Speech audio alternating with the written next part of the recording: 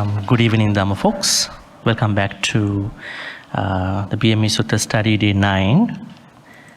In today's Sutta study, we will be discussing about the fifth noble path factor, Samma Ajiva. After discussing about Samma Kammanta, right action, today we are moving on to the Samma Ajiva path factor. What is the connection between Samma Ajiva and Samma Kammanta? Any connection between them? There must have a connection. Otherwise, the gradual path does not work. Is it something about a job that we discuss through Samma Ajiva? It shouldn't be about jobs. It's about the nature of your living. Because we cannot, I would say, disconnect from the society, especially monetary aspect of the society, even a monastic, because they have to live on somebody. So this is about the nature of your living, not about jobs. But there are certain other teachings where Buddha talks about certain immoral jobs. So when it comes to this point, a noble disciple is looking at the nature of the living. That means she must have been already conducting, engaging in a kind of a job, but kind of fine-tuning, kind of double-checking, making sure that my job does not fall into any unethical elements. All right, so let's get started one more time about the connection. Now, when you have the right view, when your view is purified, then you are able to come up with the right thoughts, intentions. Because we believe in Buddhism, right thoughts are rooted in the right view. Otherwise, you are not able to come up with right thoughts or intentions randomly. There must have been a sort of purification in your perspective in order for you to have wholesome, holistic intentions or thoughts. Once you have the right intentions, that helps you to come up with what you call good speech, good words, and you understand the certain areas of speech very well. You're going to be a very good person in speaking, right? Speaking in terms of wholesome speech. And thereby you are able to move on to the next level. The next level is right action, and your actions going to be wholesome, holistic too. Now, while these things are happening, then you are coming into a certain point in your path where you're going to make sure that your living is free from any unethical aspects. Okay, this word Ajiva. Now, in Pali, is a word which we talk about limitation. I would say probably a certain separation from something, or it's kind of denoting the dependence of something. Jiva is living, so your living depends on a certain limited scope of your working. Ajiva. Right? It could be good Ajiva or bad Ajiva. It could be wholesome or unwholesome. This is where the Buddha talks about primary, I would say, types of works in which lay people should not engage that much. But we have to be careful because we are looking at it from the 21st century now, not from the Buddha's time. Right? If you take everything as it is from the Buddha's time, you're going to practice a very unpractical Buddhism. like thinking that I'm not touching money, but money has become now digital. Hey, don't offer me money, right? It is digital. The money has been not a physical thing anymore, right? So we have to understand how the nature of money works, right? So in the same way, Buddha at that time described that there are 5 types of businesses. If lay people could consider way before they jump into those work, they could avoid as much as possible. But there are exemptions at the moment in today's world. You can see Panchime Bhikkhave Vanijja Upasakena Akaraniya. Who is Upasaka? It's a word for lay people, Upasaka and Upasika. Upasaka means someone who has taken Tiratana, 3 refuges, Buddha, Dhamma, Sangha. Upasika is the female version of that person.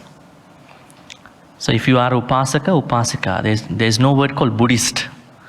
Right? And Buddhist is fundamentally somebody who has gone to Buddha, Dhamma, Sangha, who has sought the help of Buddha, Dhamma, Sangha. That is a Buddhist. So a Buddhist, I would say Upasaka, Upasika, should not engage in Sattha Vanijja and Sattha Vanijja, Mansa Vanijja, Majja Vanijja, Visa Vanijja. These are 5 types of, I would say, businesses that Buddha said it is good if they can avoid. But there are certain issues, many implications when it is going to be I would say, part of somebody's living. What are they? Sattha Vanijja. This one. Sattha Vanijja means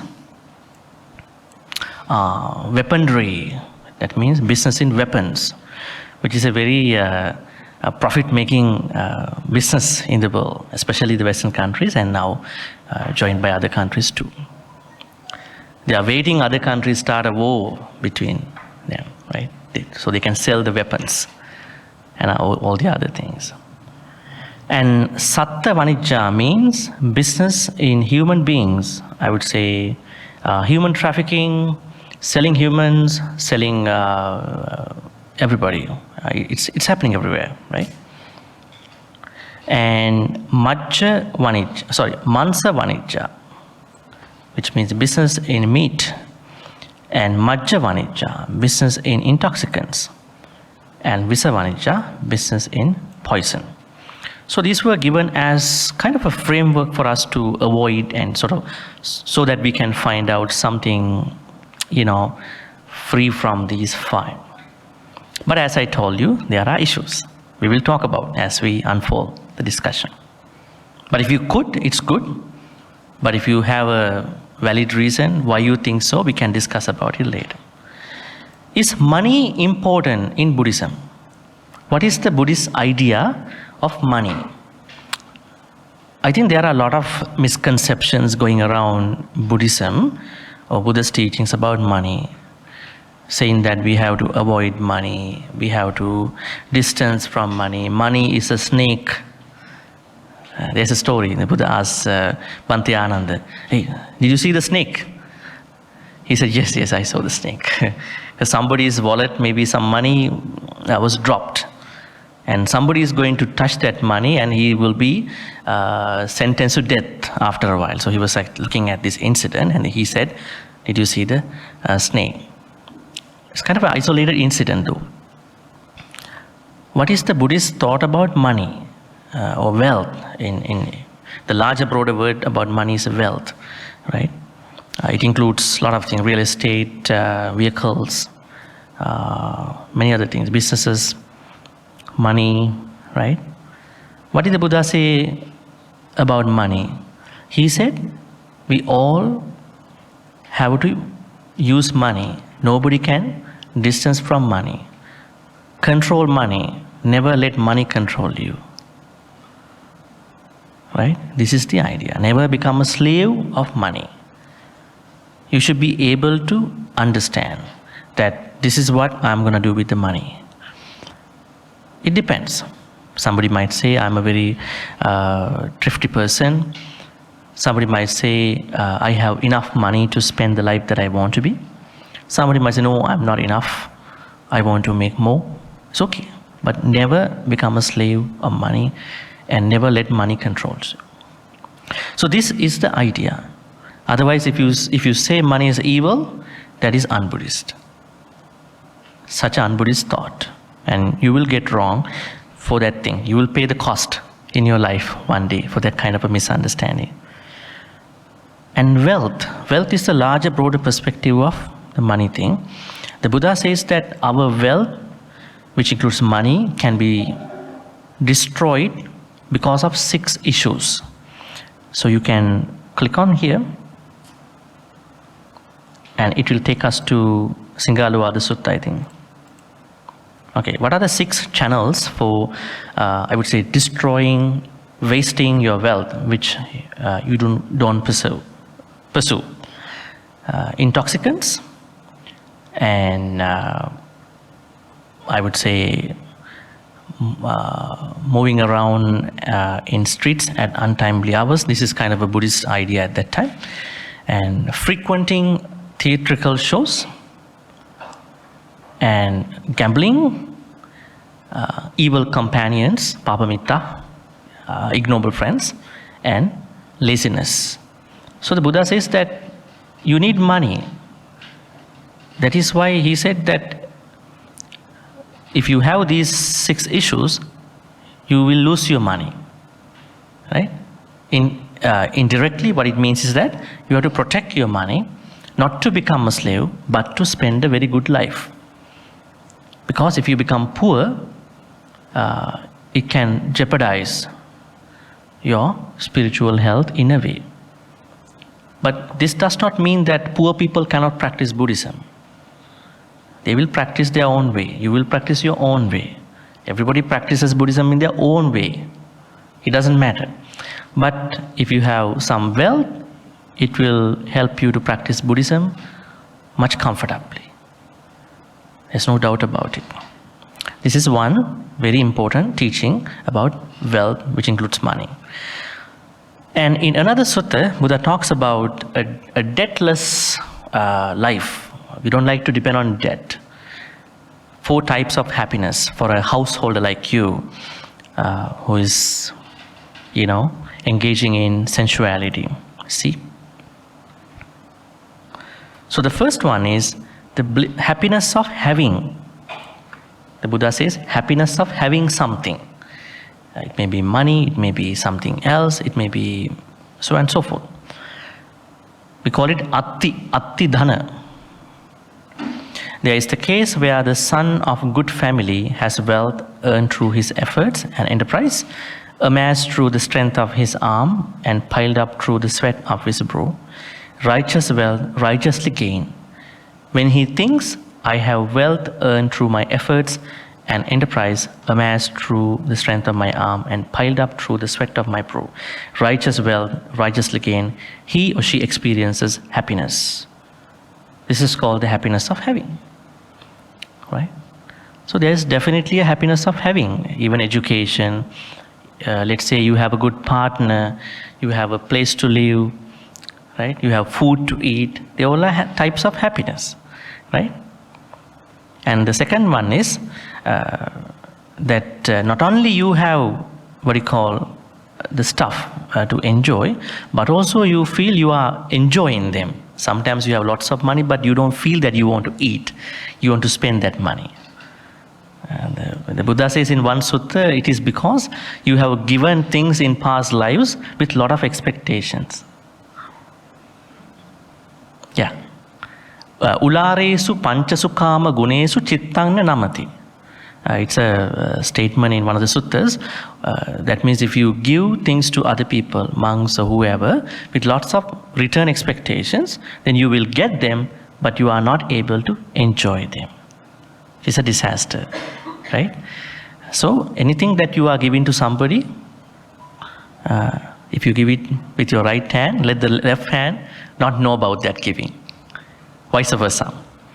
That is the best way. and you have no strings attached to that generosity. So second is that not even that someone is happy that one has acquired wealth, which includes money, but also he or she feels I'm enjoying that thing that I earn, right? So there are another two types of happinesses. The third one is bliss, happiness of debtlessness, right?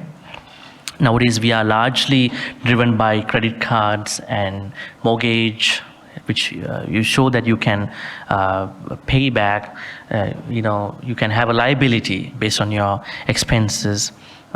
But if you go on debt, that carries some of the implications, some I would say risks. So, but the Buddha says if you have no debt to pay back, it is happiness. Otherwise, you are going to sleep thinking how I'm going to pay back my bills, how I'm going to pay back my mortgage. A lot of stress over you, right? It doesn't mean do not go for a credit card, do not go for a mortgage.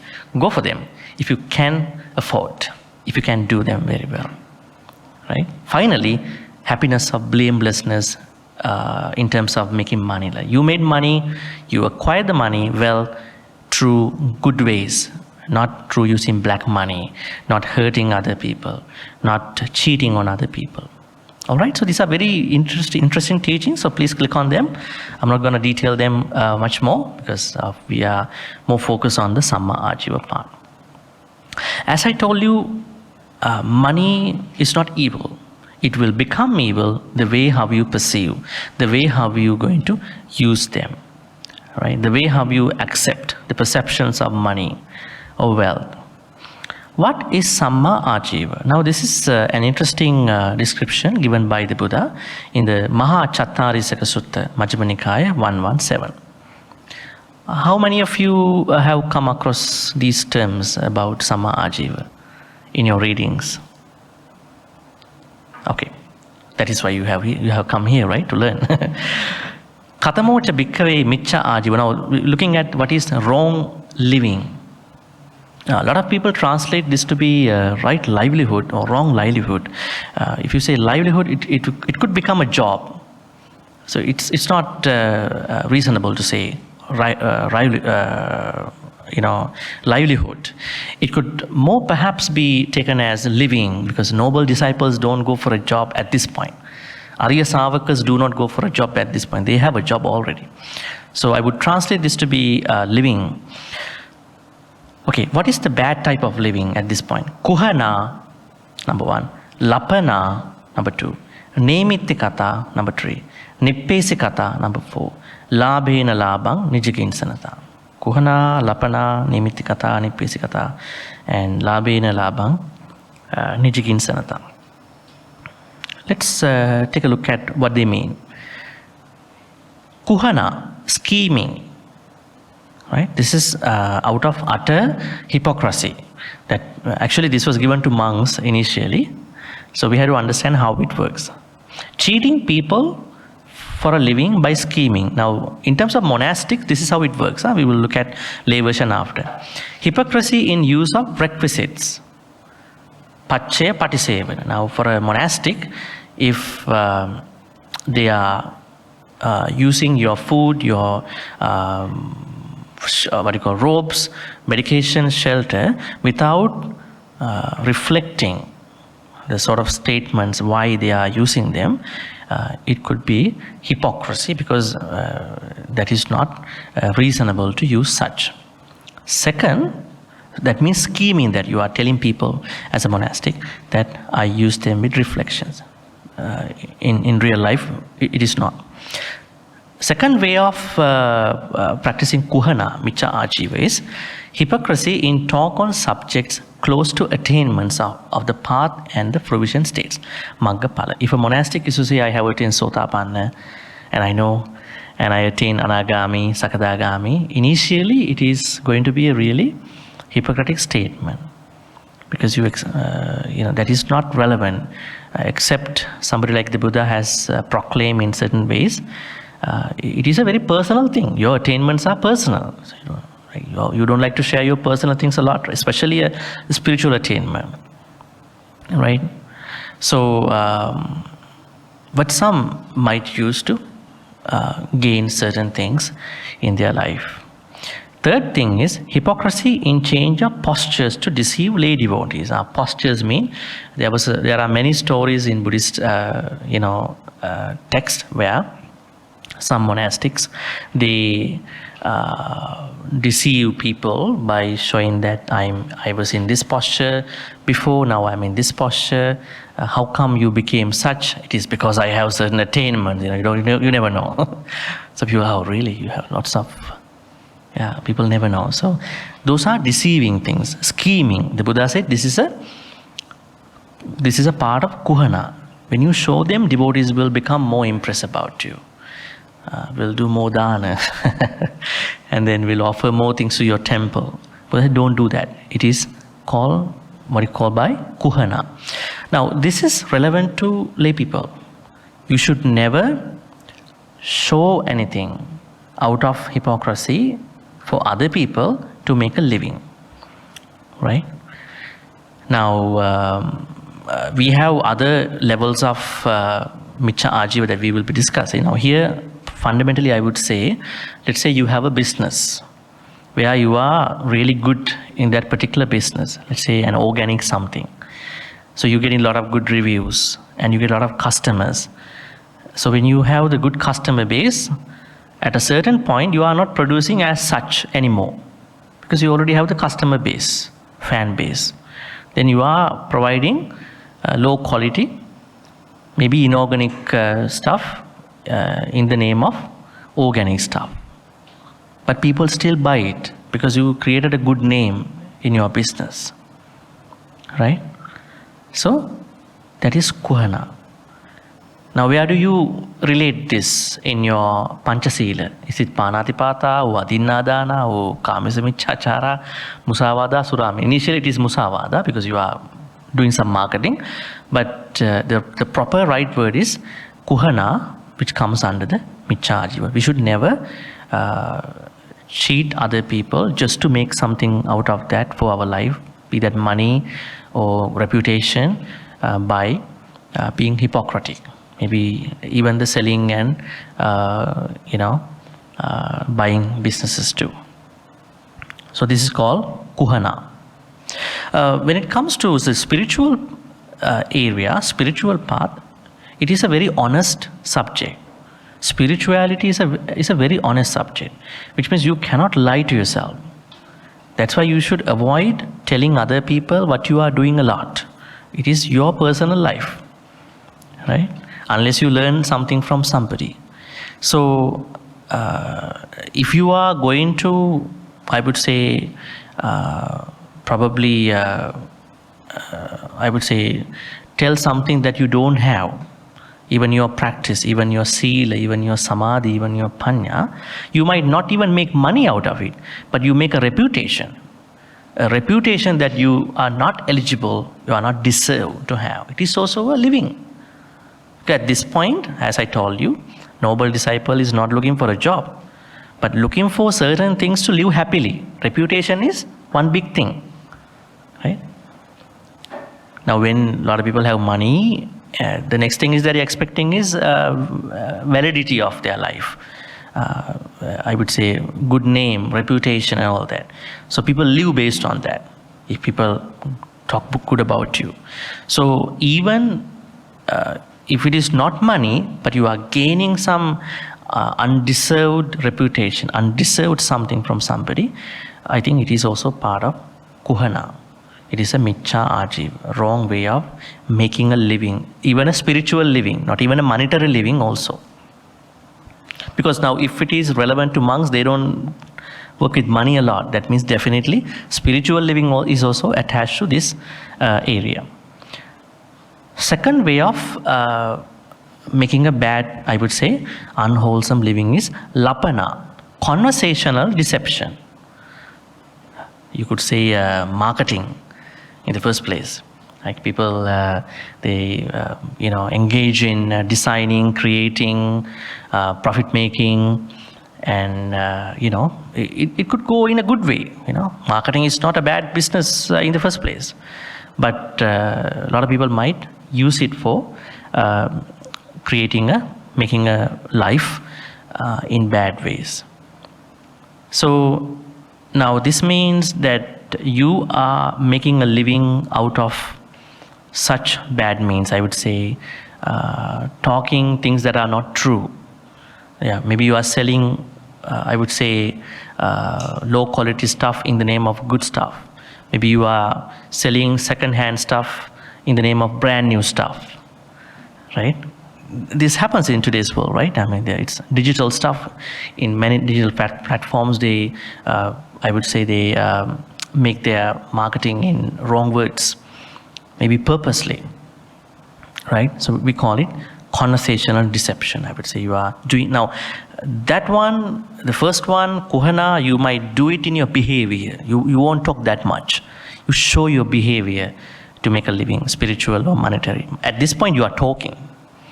You are talking, and then you are creating, you are, I would say, making people ignorant, and then you are taking the money onto your side, maybe taking undeserved reputation and all that. So that is a bad way of making a life. Third, hinting, nemitte kata, making a living by deceiving people by hinting. How do we understand that? Hinting. Now there was a story that we know in the text. The story is about a monk. Let's see how it works for the lay people. In this story, a monk goes to a house, but the devotee doesn't want to offer food. And she said, Bhante, there is no food here. It seems that the monk does not walk away from that place. So then she said, okay, I'll go to a friend's house and then maybe a neighbor's house. I will find something to offer you. Then she left to find the food. At that time, the monk went into the kitchen of the devotee's house, and he noticed a couple of things in the kitchen. And now the devotee came in and said, Bhante, no food, nothing I could find. My neighbor also has nothing today. Then he said, yes, I knew it. Just before I am leaving the temple, I saw a certain weird thing. Then he started saying, I saw a cobra who is as same as what you call a certain type of thing that is in your kitchen, right?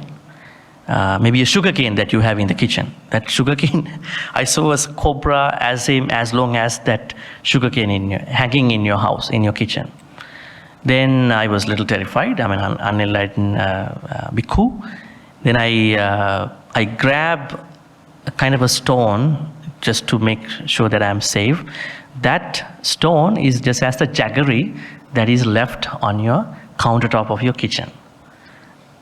And at that point, the cobra saw that I was grabbing the stone. He was a little startled.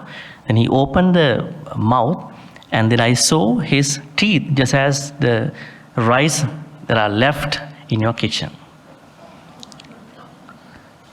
And then there was something came out from his mouth. It is as like something like ghee in your kitchen. And the devotee knew that. He is expecting something from my kitchen. I can't turn him down. So the Buddha says this is wrong living. This monk should not do that, because embarrassing the devotee and then embarrassing to the point that she can't help not offering that thing. So in the same way, I think lay people should understand that you should never do that kind of a situation in your businesses, probably pushing somebody to a certain level that person cannot help not giving, maybe not buying it or something like that. Hinting is as such. So nemitte kata means giving hints that you could do that. Maybe let's say that you are continuously denying to buy something, but the person who is selling that is pushing you harder, and then you are going to a certain place, you cannot help not buying it. Some people do that. Even pestering food, some people pester, You should eat this, you should eat that. Maybe that person has a food issue, right? Maybe we don't know how that person consumes food, right? Pestering, forcing festering. They are not good things. We should respect things, right? The issue is from another side. Somebody cooks a lot without understanding who is going to eat this much food. Now he or she wants to give it to people. Hey, you should eat. Otherwise I'm wasting this food. It is the problem of the person who cooked that much, right? And then you are trying to make it somebody's terrible reality after that. Okay, hinting. That's also a bad way of living. Then belittling. Belittling means insulting. There are some people who insult, keep blaming other people all the time. We are always irritated people. Keep blaming.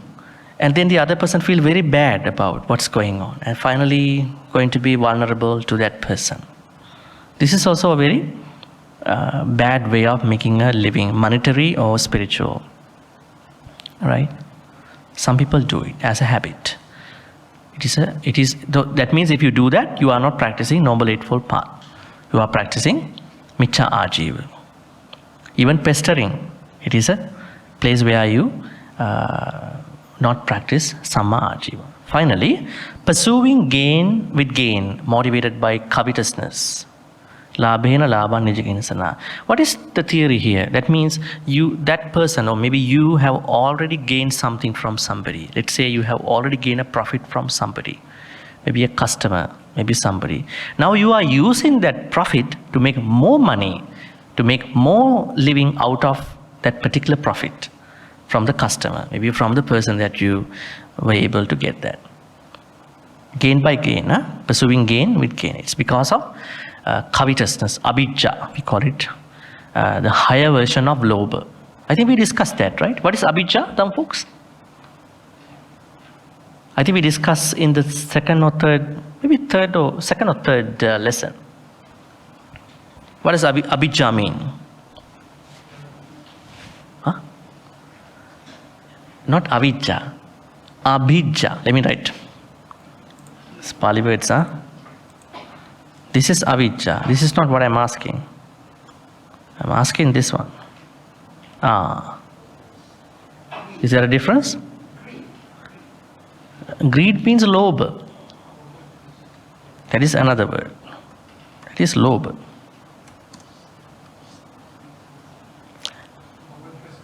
So avijja means, as you can see here, this is, I would say, covetousness.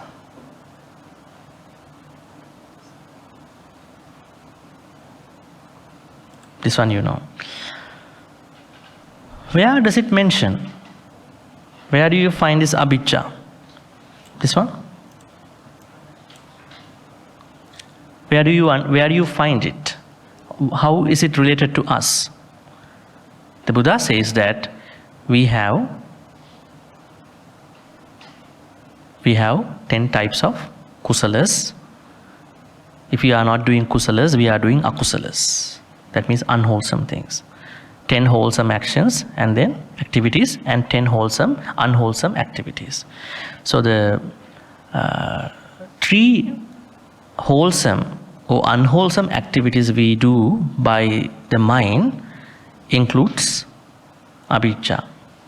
Abhijja, vyapada, micchaditi. Strong greed, or I would say covetousness, and then ill will and wrong view. So these are very bad for your mind. What are the opposite wholesome activities? Anabhijja. We call it anabhijja. Anabhijja means non-covetousness. Then avyapada. Avyapada means non-ill will. I can't add the diacritical marks because this laptop doesn't have those marks. Avyapada. The other one is Samma Ditti.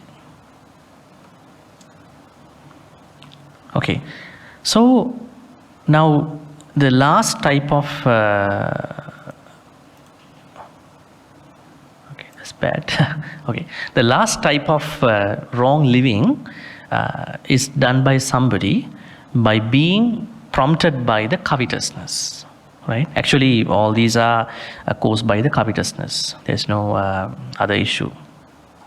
Later, the Q&A session. So now here, as I told you, it is where someone is creating a bad living, I would say unwholesome living, by making something out of that he or she got from somebody. Let's say you already have a reputation, then you are using that reputation to cheat on other people. It happens, right? Let's say there's a prominent figure, maybe politically prominent figure. He or she is already famous, right? At that point, this person is going to use that recognition, reputation to make something that he or she does not deserve. Even a good person, even someone who has money. All right, so these are the 5 things. Hypocrisy, we would say kuhana. Lapana means talking. Nimitikata means hinting. Nipesikata means belittling. And labina labang nijiginsanata means pursuing gain with gain. Now, Samma Ajiva is still a little complicated. We have to, as I told you at the beginning, we have to look into certain areas of our life. Otherwise, we are not able to understand them. Now, before we go into follow-up questions, these were questions asked by some students in my classes, so I just noted them for you to understand. Before we go there, I want you to understand how are we going to practice this Samma Ajiva, because Samma Ajiva is also practiced along with 3 other supportive path factors. What are they? Right view, right effort, right mindfulness. Now, how does right view help you to practice right living, Samma Ajiva? Because of right view, you are able to separate out, I would say distinguish, this is kuhana lapana nimittikata, nippesikata, labina labana jiginsanata, this is not. So you separate out the wrong version from the good version, and good version from the wrong. So only because you have right view, or if you have right view, you can do that. That means Sammaditthi is the starting point even in that practice. Now, just because you understand, this is kuhana, this is lapana, this is, I would say, hypocrisy, scheming, and this is, cheating people by talking, and this is where you insult people and making a living. This is where you're going to, hinting and then making a living out of it. This is how you're going to use already existed stuff to make a living. Although you know them, can you still continue your Samma Ajiva without any problem? Without any effort? You need effort. Otherwise, although you understand this is bad, if you don't have effort, how do you practice it? Right? This happens to many laid down people. Right? I know I have to do this, but I am so lazy today. I can't do that. I'm very moody. That means that moodiness, laziness have taken over of that person's Samma Ajiva at this point. Maybe Samma Kammanta earlier. Maybe Samma Vacha. Maybe Samma Sankappa. Maybe Samma Ditti. That means we need effort. But we need not just effort, we need right effort, wholesome effort. Right? Have you seen those people who have more energy doing a lot of bad things? They got more energy today. They're doing here and there, insulting people and then picking on other people, making bad jokes. They are super energetic that day. It is not the energy we talk about here. This right effort.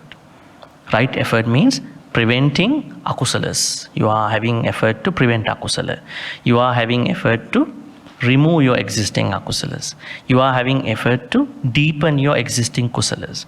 And you are having effort to create non-existing kusala. That kind of a very interesting kusala-based effort is what we need here. Just because you have right view, just to separate out, this is good and bad, and effort, right effort, can you still exist, continue without a hassle? How does right mindfulness work at that point? What does right mindfulness do to us? Right mindfulness is the negotiator in a hostile situation, in a hostage situation. It helps us to supervise the situation. Now let's say you are at a point where you have to make money, but it's a tricky point of your life. Then how do you know that this could be another kuhana, this could be another lapana, this could be another nemitti kata?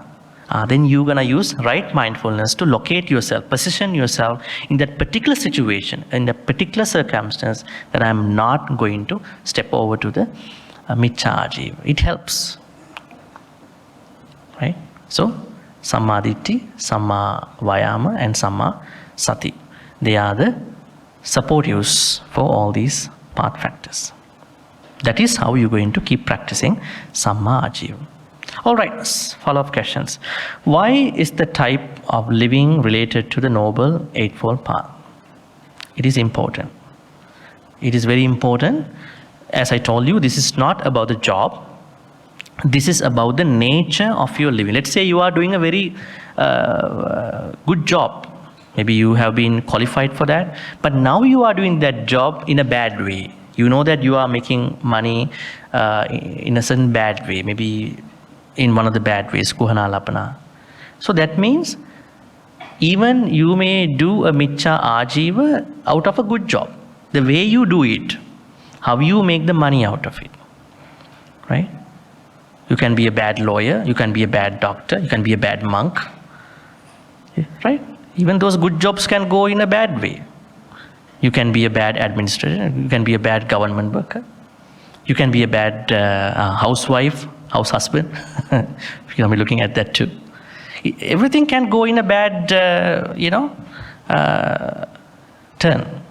That means it is not about job, it is about how you bring that living with ethical, some level of ethical, conscious principles.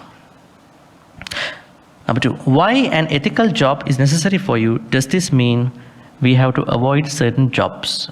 Theoretically, yes. That is what we discussed before. Now, we have questions about it. Now, let's go back. Business in weapons. Definitely, this is an unnecessary, irrelevant area for us to involve. Business in human being, that is also the same. We know that they are really dangerous things. Not even that, selling humans and all that. Business in meat. This is alluded to kind of a industry where animals are brought and then slaughtered real time. But now we don't see that part. When you go to a meat shop, you never see that. Maybe the role of the job has been distributed among many people. You never know that part. Maybe now there are automatic machines by which these things are happening. I'm not saying it is good. I'm asking you to think about how this works. Maybe some of you might be involving in this industry too. We never know. Maybe many people in society. But the Buddha says that slaughtering kind of level of this work is not good, right? Majja Vanijja, that is business in intoxicants. Visa Vanijja means business in poison. This could be also opening up for a very different conversation, I would say pest control, right? Fertilizer, insecticides, pesticides, right? So we have to look at it from a modern perspective too, because we are not going to practice it as same as the Buddha's time people, right? I'm not saying our responsibility is not to kill anybody, right? This is the main thing that we are planning to do. All right. So there are certain areas where it is good to avoid, right? Does this mean we have to avoid certain jobs? Are the jobs of the Buddha's time simpler than what people have to do in today's world? Yes. They are more simple in today's world.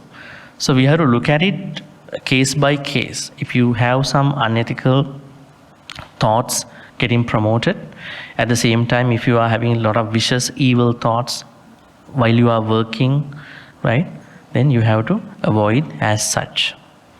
Is Samma Ajiva only for working people? So should you need to work only to practice Samma Ajiva? No. Samma Ajiva means the nature of your living. Now a lot of people work online. Maybe you are a housewife, house husband, you work through online sites. Then you don't need to physically go to a workplace anymore. Right? Maybe somebody is working at home. Maybe somebody is having I would say, childcare place. It is also a job, right? So it is not only for somebody who has a professional, who has a legit job. It applies to everybody, even to a monk or a nun. That is why we said about the monk version, monastic version. Because whatever the way you make a living, it could be monetary, it could be spiritual. That nature of living has to be ethical. Right? That nature, not the job itself. Job also in a certain way, but mainly the nature of your work. How different is the secular and non-secular right living? And I think I already discussed that, monastic version and your version. How do the commercial advertisements that we can see on social media or TV relate to Samma Ajiva? What if they publicize wrong information and ask people to buy? Yes, it happens all the time. Not even this. You may be getting some calls from different scammers every day. Huh? You never know who these people are. They found you. But they found you. Never know from where. Maybe some people, they are selling you information where you sign up. Community centers, calling centers, right? So I think they are doing Samma Miccha Ajiva 24 hours. It's a 24-hour Miccha Ajiva kind of a business. Scamming, you know. You never know where they are coming from. Maybe they are calling from other part of the world, right? So we have to be careful because they are practicing Miccha Ajiva. Especially advertisement. This is really interesting because they create very interesting advertisements so that you are getting drawn away from that kind of advertisement. You're going to buy that, then your what you call self-control, and then your a good level of judgment will be, I would say, victimized by those advertisements. They are doing Miccha Ajiva, but you should not be cheated with this, as there are lots of misinformation. Now the correct word is, lot of misinformation is going through on all these places. Sometimes it's a factory of misinformation. That's why now when you look up something on Google, you have to look up from a verified website. Okay, Arya. Let's type Arya. Where do I find that Arya? This is something else. I got the Nissan introduces the Arya. This is about automobile industry, right? So just because you know the Pali word or whatever, you should not just go and then find it out. You have to find it out under a verified level of sources. Like academics don't like Wikipedia. Wikipedia, you can add a lot of things to Wikipedia, right? So in the same way, even if you look for medical information, you have to look for certain verified information like Mayo Clinic and all that. So in a way, I think misinformation is everywhere. So you have to understand people are cheating on you just to make money, maybe just to get your views. YouTube, one of the very good places. Just because you are famous, you just go online and then you say whatever the things you want, people believe you, and they make money out of it on that video. They're getting a lot of views, right? And you disillusioned, you ignorant. So we have to understand what a lot of people are doing is Miccha Ajiva. But you should not be a victim of that Miccha Ajiva. You should find out where to find the right information, where to get the right proper information. So advertisement is very interesting because there are good advertisements too. This is something same to the earlier question. What do you think about marketing and Samma Ajiva? Yes, I mean, marketing is not bad, because I think even temples do marketing. Why not? They show their programs, events with beautiful, beautiful flyers, right? They do their own versions of things. Because we cannot avoid that society. I mean, if you do the marketing, you have to do it properly, in ethical ways, good ways, not cheating on people, right? Don't earn money in a profession that brings harm to others. What do you? Yeah, definitely. This is the moment of happiness, the sigh of happiness that we have just before we're gonna sleep every day. I'm not making money by, I would say, misusing somebody's interest, misusing somebody's something, right? So I think it's very important. So you should be able to feel that you are not making money by harming others, by harassing others, by taking other people's stuff. It is on one side adina dana, on the other side musavada. Overall, it is miccha ajiva, right? It's kind of a very bigger perspective. What do you think about professions we choose that are a messy mixture of good and bad consequences? This is interesting. Well, I will leave that up to you in the Q&A. Is an effort to understand the antecedents and consequence of our work mindfulness? Yes. I mean, if you haven't done that, you can do so. Is what I'm doing a part of Samma Ajiva? Have I really given some thoughts about my work? Am I really cheating on people? I might be in a part of a company, but am I really doing it with ethical ways, in proper ways?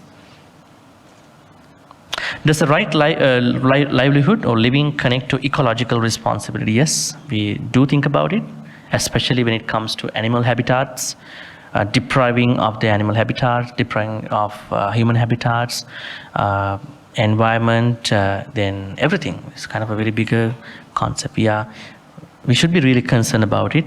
There are modern conversations going on, definitely. So it is really relevant. Can we narrow down to limit living to our job? No, we can't. As I told you, jobs is a different area. The Buddha talks about jobs in a different way. But when it comes to the Noble Eightfold Path, it is not the jobs. It is the nature of your living, whatever the monetary or spiritual. What can we learn from Diga Janu Sutta about running an individual household? Okay.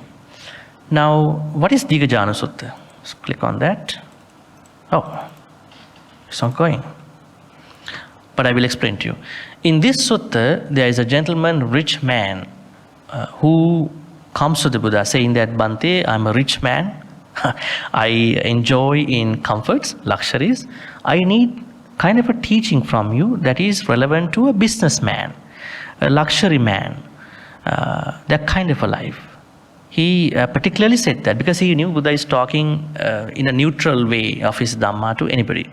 He said, okay, if you want to become successful in this life, or if you want to become successful in the lives to come, then you should practice 4 sets. The first 4 set is for this life. Utthana Sampada, that means you should be a very enthusiastic person in a proper way, right effort. Then Arakka Sampada, you should have lots of security. It's not the CCTV, yeah? I would say security in terms of that you are not that much stressed out about what you have gained. Sometimes when you acquire certain things, you are very stressed out. New things, right? Somebody will take it away, somebody will do this, something, right? Arakka Sampada means if you want to be a successful person, you should create your own safety in your own place or way in your life. Third is Kalyana Mittata, noble friendship. This is a very interesting aspect of our spiritual life. Fourth is Samajivi Kata. That means your income and expenses should be balanced. At least to break even your income and expenses. Not to do one or the other. Right? The Buddha said that. So then that means Buddha really expected lay people to have a very good management have a good management of their financial life. But now people are looking for the financial freedom because they have messed up. Yes, because they think Buddhism is only for the people who want to have a jump into the arahantship, Nibbana. It is one. It is a serious way. But there are non-serious ways to practice Buddhism. That is becoming a good human being first, in the first place. And then to get into, if you are so serious, then you're going to go into that area. Otherwise, he would have had no reason to talk about Samajivikata. You have to meet. You should not have a gap between your income and expenses. Having an income of $1,000, but your expenditures are going to be $2,000, just for your happiness. So now what we learn here is that when you are running a household, you should be able to think about Samma Ajiva in whatever the ways. You might be a layperson, you might be a monastic, you should be able to think about it. All right, so I kind of finished this area a little bit earlier, allowing you to ask questions about this thing. Yes, gentlemen, you have a question? You said you have a question? Yeah. Bhante, just now when you were explaining about covetousness and non-covetousness, there is another term called ahimsa. Ahimsa, non-cruelty, which is related to the Samma Sankappa. Was that actually similar? I couldn't hear you. Was that actually similar? No. Non-cruelty and non-covetousness, they are two aspects. So we call it avyapada sankappa and avihinsa sankappa. So vyapada sankappa and vihinsa sankappa. So there are two bad thoughts. Yeah. So the point on what you explained, was it not connected to Samma Sankappa? Well, I think when somebody is having this kind of a wrong living, I would say a Miccha Ajiva, definitely that person is creating wrong intentions, thoughts. So definitely they may have, as you said, cruel thoughts, because let's say that you are going to cheat somebody, you don't care what will happen to those people. In a way you are harassing their life. It happens because you are so much covetous about your own personal goals of making money, making profits. So then you are harassing other people. They all are connected. But it was not very specifically given under here because it is implied. So that brings about to the actual understanding of Samma Jiva, Ajiva, is in, do we see it just as a job, which Bhante said no? I think not I agree. Necessarily. Yes, it's more a lifestyle. Yeah. Nature of your living. Yes, Yeah. it's more a lifestyle. And in this lifestyle, what is the Buddha trying to stress to everybody? Discrimination, exploitation, incrimination. I mean, everyone is discriminating another to make a living. And in that discrimination, how do you succeed? You have to exploit on another person. You have to use them, abuse them, just to come up in your success in a corporate world, for example. But Buddha was actually giving us the example, not in what we are asking all these questions about this job or that job, but it's actually about how to be harmonious and in a balance. In a balance in what we do, how it affects another person, and how it impacts us in terms of our karmic life. So for me, I find a lot of times what we read is totally skewed out of context from what the Buddha was trying to explain. This is something I see personally. I hope, Bhante, as what you have mentioned, it is something which is very much about a way of living, and that word harmonious comes very much into Samma. So I hope Bhante can give us a little bit more cue on this. I think you have answered too. Yeah, but I mean, that's the problem. That's the problem, because we are actually not seeing it in terms of discrimination, exploitation. Okay, here's the thing. Now, this is why the Buddha says there is a way out that we can make a living without, as you said, torturing, harassing other people. But in the corporate world, it is a competitive area where a lot of people are becoming rivalries, actually, right? They become rivals. So what the Buddha asks us to think is that try to minimize that harassing when you are making money out of it. And they all are interconnected. I would say discrimination, exploitation, right? Because different people have different levels of income, different people have different levels of eligibility to certain jobs, and different people have been differently hired and fired, and certain people are enjoying the comfort. So it's kind of a very, I would say, as we can see here, kind of a messy mixture of good and bad. So what we have to understand according to Samma Ajiva is that try to minimize these areas in your work as much as possible. That's why I started this talk by saying that nobody is going to be exempt from handling money, even the monastics. So we all are playing a kind of a monetary dimension in our own way. So do not become, I would say, dishonest to that. Money has become digital, so to the monastic side, and for you, it's about kind of a very messy mixture area of your working, and then there are a lot of good things and bad things too. So try to, I would say, minimize, reduce anything that you think not good for you, unethical. Because for some people it is okay. That is what we can do, because it is not in the hand of only the workers, right? Because workers are being used by the employers, right? Employees are being used by the employers. So I think different people have to play differently. Let's say you are a person who is running a big organization. Then at that point, you can incorporate certain things about Samma Ajiva in your company, so that your employees can also do something. Because our boss is somebody who has at least certain level of Samma Ajiva. But what about the boss has Miccha Ajiva? And you have to work for him, right? You can't quit the job. You can't change your careers right away, right? So there are certain issues. I think we have to, if we're going to really talk about it at your personal level, we have to go case by case. Otherwise, we won't be able to understand. But keep in mind, let's try to reduce, minimize the Miccha Ajiva forms of living. Then at least you can make it to a certain level. So what will happen to someone, noble disciple at this point? It's very interesting to discuss.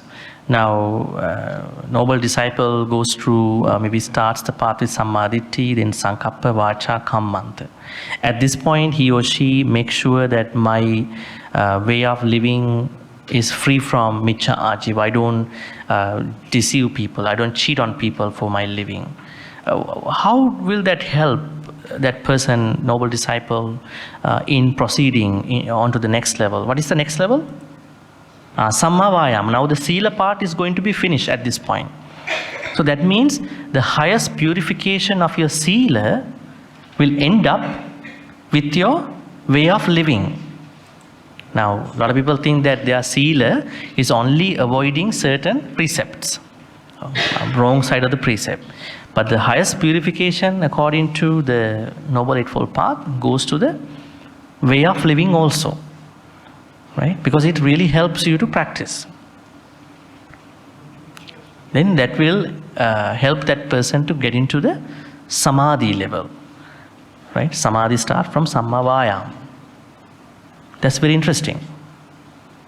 The question you asked just now, I think the answer for a purified Sila is Ujucha and Sujucha. What's that? Uju and Suju. Upright in conduct and perfectly upright in mannerism.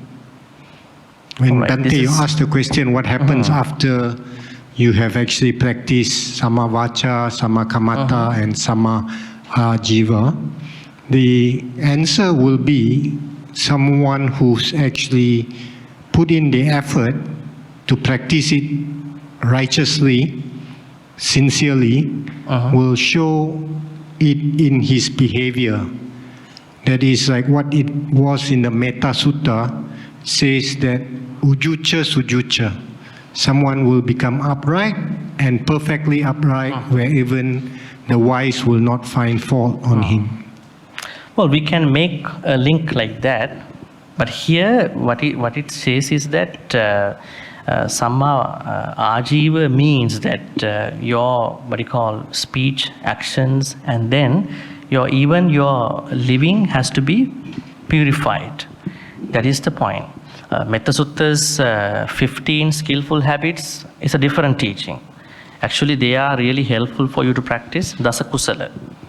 That is another way of looking at 10 Kusala or 10 Akusala. But here, in terms of the Noble Eightfold Path, the Noble Eightfold Path is the highest level of our practice. It is not the 15 skillful habits. They are very fundamental habits that you have to daily practice in order to further practice the 10 kusalas, right? So basically what it means is that we need not only the purification from our speech and the action, but also the purification from the way you live your life, right? That could be explain in different terms. You could say uju, suju, definitely honesty. I mean, we understand it, integrity and honesty. But purification has to come from even through the way how you live. Bhante, I'd like to go back to what he raised about corporations. Now, corporations is a recent development. And in the history of civilization, the corporations were very rarely developed by Buddhists. You see, a lot of their main aim is money and all the strategies based on how to get the maximum. So the principles are not Buddhist principles. So faced with a situation like this, particularly where you get a lot of workers from poorer nations going into working for corporations, and if they are Buddhists, I think one good way is to implement mitigating, a practice of mitigation, that is following the principle of the salt crystal.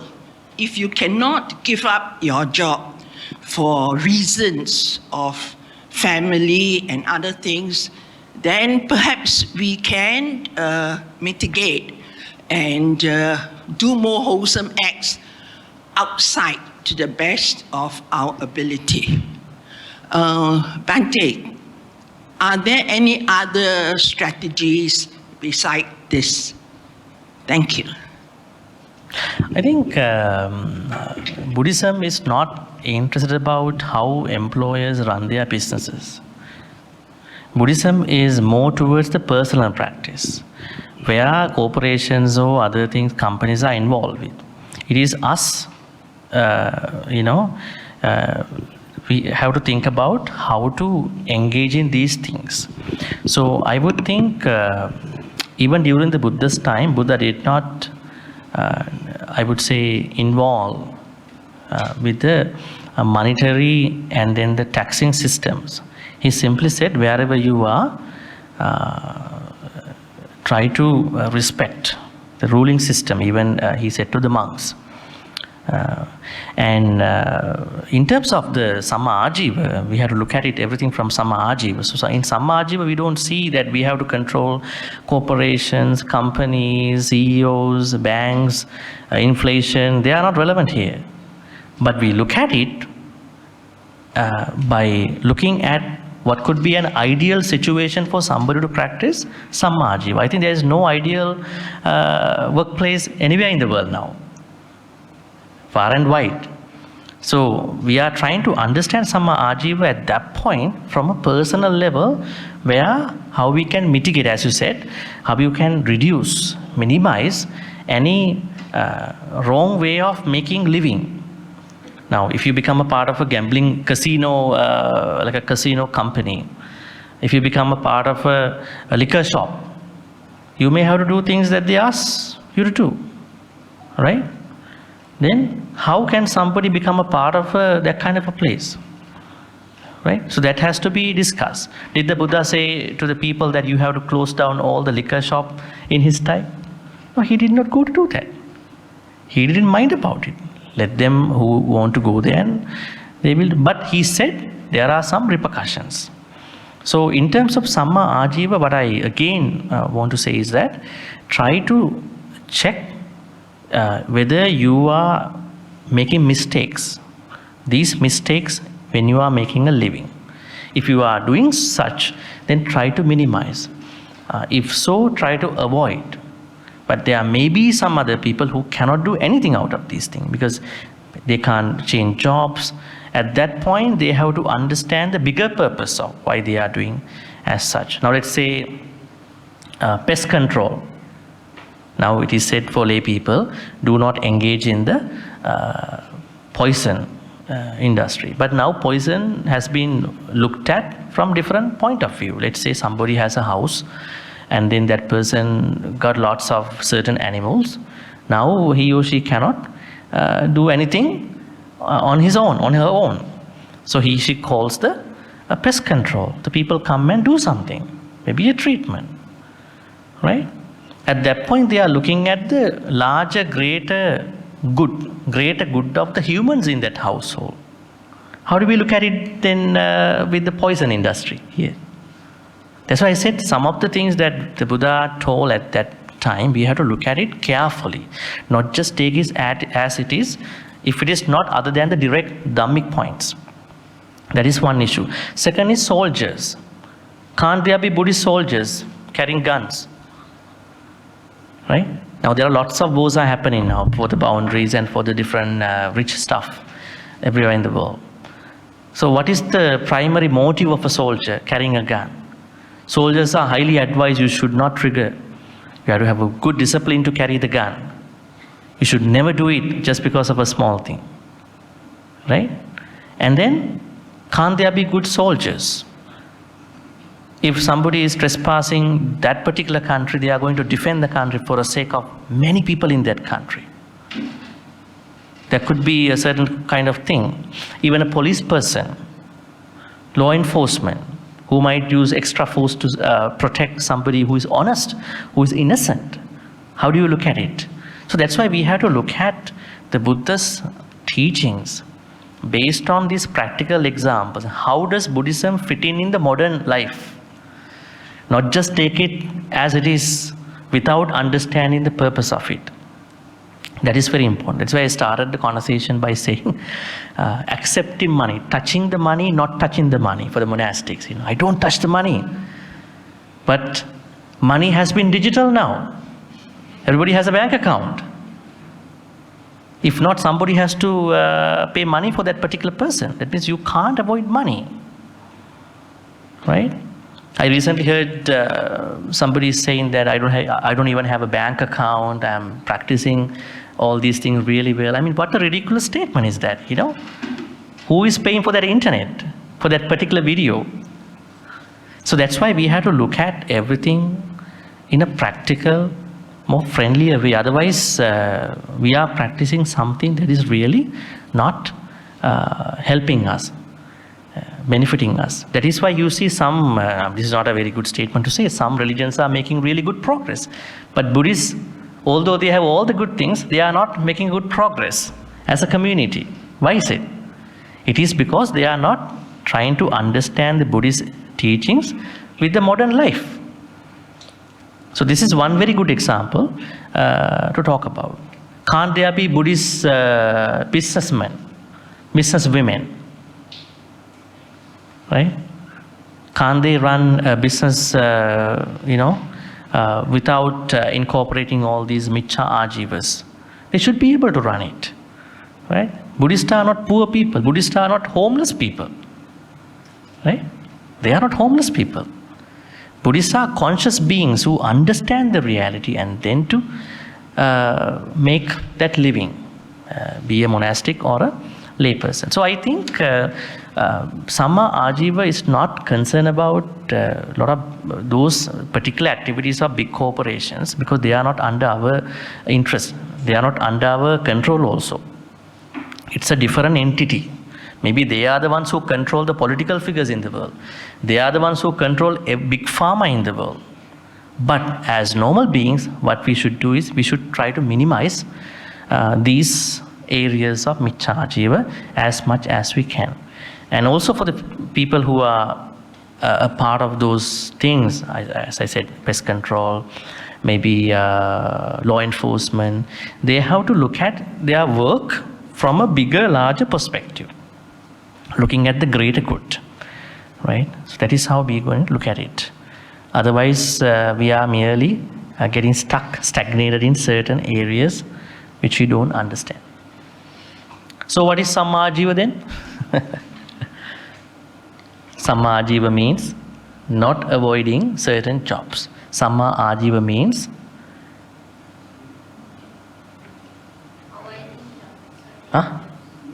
Samma Ajiva means a place or a stage where you, or I would say the noble disciple, is checking whether my living, monetary or spiritual, is going to work without these elements, without these kuhana lapana, bad ways of making that life.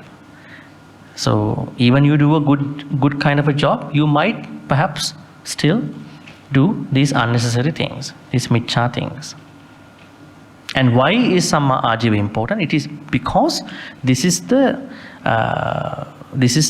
highest purification in terms of your sila practice in the Noble Eightfold Path. In the Noble Eightfold Path, you don't see this in many other places, right? In other teachings, in other certain elements of Buddhist teachings, you don't see Samma Ajiva a lot.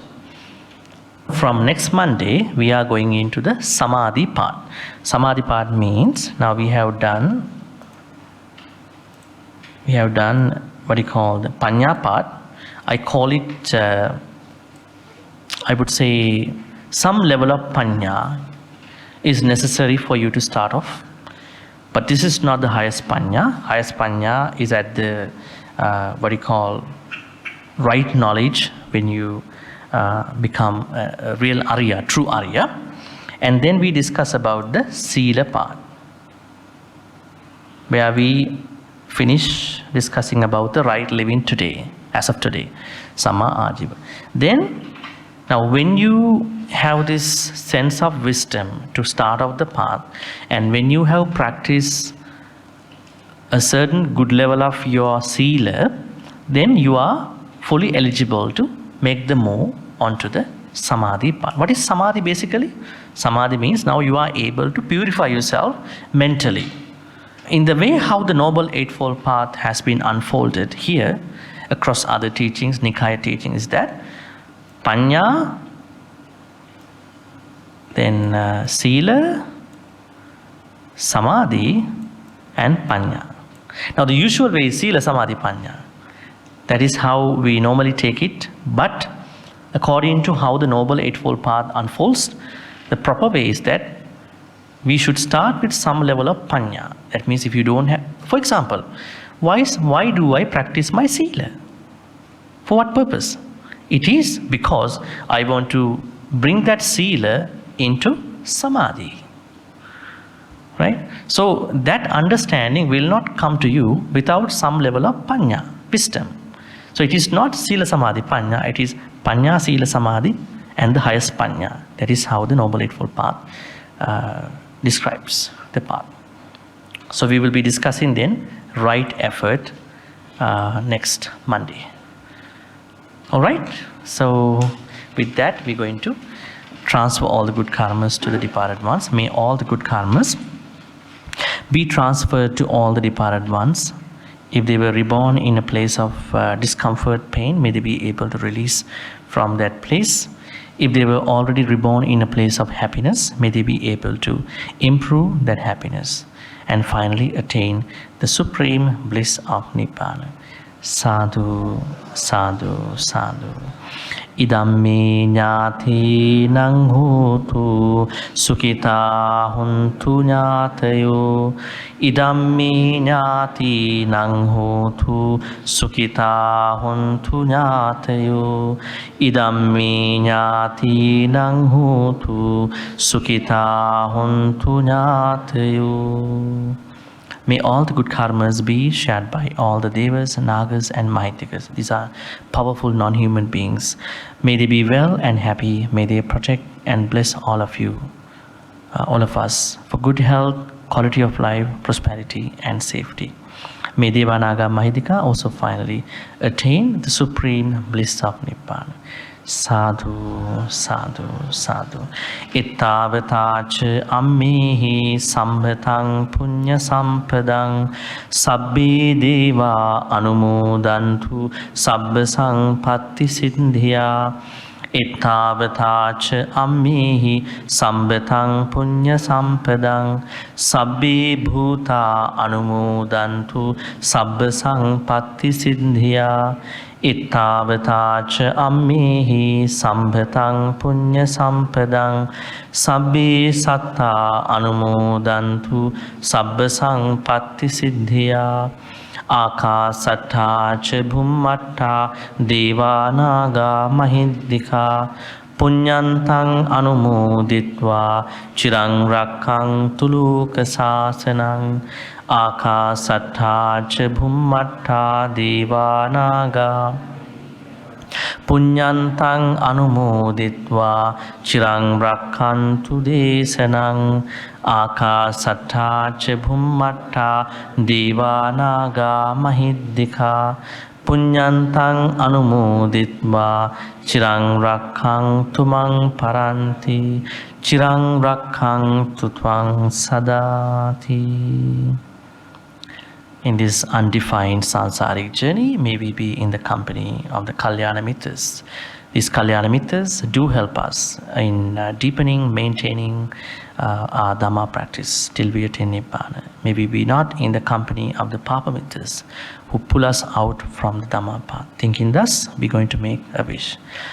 Imina punya kammena mami bala samagamu satang samagamu hotu yava nibbana pattaya. Finally, may all the good karmas which we've been accumulating today be supportive and helpful for all of us to attain the supreme bliss of Nibbana. Sadhu, sadhu, sadhu. Abhivadana silissa niccang vaddha pachayino chattaru dhamma vaddhanti ayuvanno sukhang balang ayurarogya sampatti sagga sampatti mevacha ato nibbana sampatti iminati saminchatu. Sadhu, sadhu, sadhu. With that, our Dhamma Sutta study is finished. Wishing you a good night. Take care and see you next Monday.